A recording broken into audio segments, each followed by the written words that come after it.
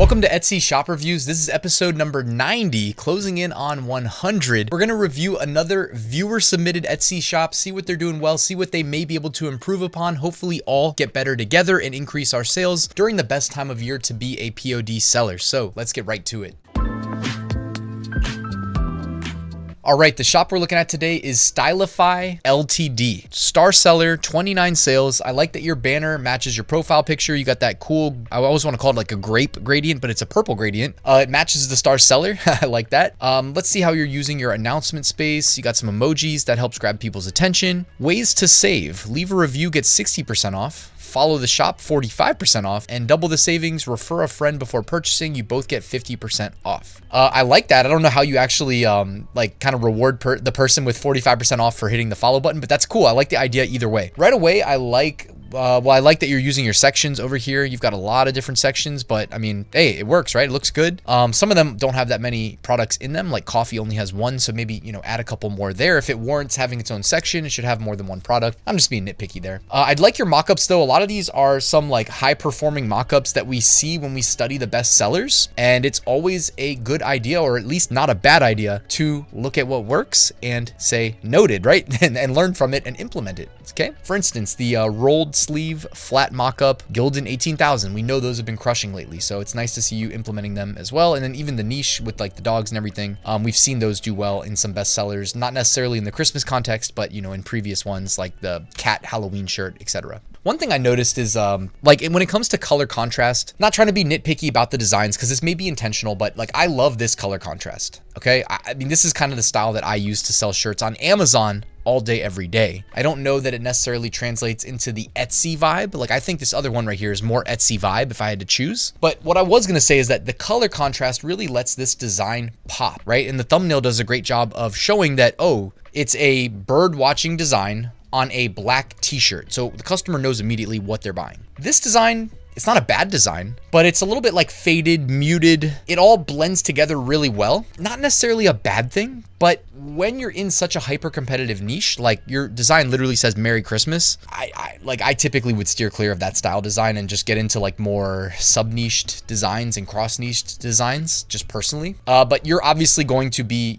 fighting an uphill fight to sell these because it's so generic. There's going to be a lot of people. And I just think that a design like this, and I don't mean the actual niche, I just mean the color, contrasting, popping, is going to grab people's attention more than a kind of like faded, not that there's anything wrong with the design. I mean, it looks great. The mock-up looks great, but it doesn't grab your attention. And in such a competitive space, I don't know that you're doing yourself any favors by going this route as opposed to something more along this route. That's just my personal thoughts, right? You know what I mean? You want your eyes to be attracted to, like even in your own shop, like let's just pull up like 9 different listings and like, where do your eyes go, right? Where do your eyes go? My eyes go to this one before it goes to the other ones, just being honest. And then also something you can take note of, I implement this on Amazon with Amazon merch all the time too. Take an audit of the best sellers in your niche, whatever you're researching. And let's just say theoretically, like if everybody's selling on white products, well, the one black product here, all right, if I hide myself really quickly, the one that's on a black shirt stands out immensely compared to the others. So perhaps maybe there's something to be said about doing things almost like inverted, right? If white's super popular, go in and do the black shirt or the red shirt, right? Whatever makes sense in the niche itself, the green shirt for Christmas, right? Just thinking out loud here. But as far as like your niche selection, your design styles, etc.,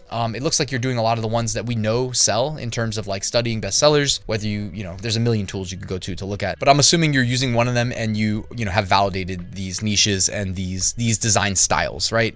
Something like this, by the way, like if you have a design like this, that's almost like the winter equivalent version of some of the top performing, fall/Halloween themed designs. Like I would push this to a bunch of products, not just a t-shirt, but like literally create a listing. Even you can split test on a t-shirt with the same design and maybe do a different, maybe do like the black shirt as the primary, then split test, do a separate listing with this with the white as the primary, put it on an ornament, put it on a mug, put it on, a Gildan 18,000 sweatshirt. When you've got a winning design, like definitely, make it count. I think this one's a winner. And even if you don't know for sure, like we're just leveraging the information we just saw coming out of the fall Halloween season. We know that, the coffee mixed with the other elements of the season, in the 1, 2, 3, 4 layout with that style of a design, we know these do well. Okay. So I'm just saying, I like that a lot. Looks like you've got a nice, I mean, you're also going from big niche to big niche to big niche, which honestly, I think is the way to go on Etsy. On Amazon, it's not my personal favorite way to go, but on Etsy. I think that's the most surefire way to lock in sales rather than trying to do the evergreen thing. One thing I'm noticing, the reason I'm scrolling so quickly is that your ships next day, sometimes it makes it into the primary thumbnail. Other times it gets clipped. You see what I'm talking about, like right here and right here, where it gets kind of cut out. So I would just be a little bit mindful of where you put the ships next day. I personally really enjoy the MyDesigns software for publishing to Etsy. Honestly, it lets me just kind of create a formalized way of doing all my thumbnails so that when I push them, I don't have to go in and manually crop. I just know that, you know, if I want to put ships next day or fast shipping or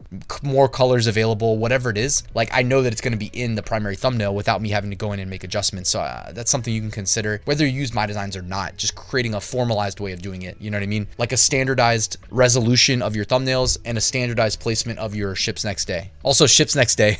I'm guessing that it doesn't always ship next day, right? It depends on who you're using for fulfillment and also just time of year and you know, various things, but something worth mentioning. I'm surprised you don't have more sales, honestly. Like 29 sales, I'd say your shop is up there in terms of like doing things correctly. Like we've looked at shops in the past with way more sales that I think do not necessarily check all of the Etsy print on demand boxes that you do. How many listings do you have in total? 231. I would say I think you're gonna have a big Q4.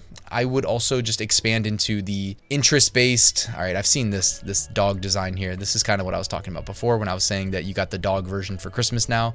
You're doing things right. You know, you're hunting down these quality designs. You're using the mock-ups that we know already work because we see them working when we study the best sellers. I think you're gonna do good. Okay, pickleball. See, now you got the pickleball shirts as well. Go find like the equivalent of pickleball, right? And get a couple shirts out in those niches. You know what I mean? Pickleball, tennis, football. Optimize it for gift giving. You know, this is one thing where on Etsy it gets a little tricky because it's like it's so common to see people put humans in the mock-ups. But if you put a woman in it, then does that mean it's a woman's shirt? Like in the eye of the customer, even though it's a unisex shirt, like are they going to start looking at it as through the lens of this is a woman's shirt that you're telling me is unisex? Like I kind of would do that personally. So I don't know how many sales we lose on Etsy by using women in the mock-up, even though it is truly a unisex shirt. Like I try to make it clear in my mock-ups that they are unisex, but I mean, there's no guarantee that people actually go in beyond the first image. So I try to be selective with my primary images as well, with the using a man, using a woman, or using a flat mock-up, you know. And I think you're being mindful too, I would expect. You know, it looks like you put a lot of thought into a lot of this, although you do have a lot of just women on all the pickleball shirts as well. So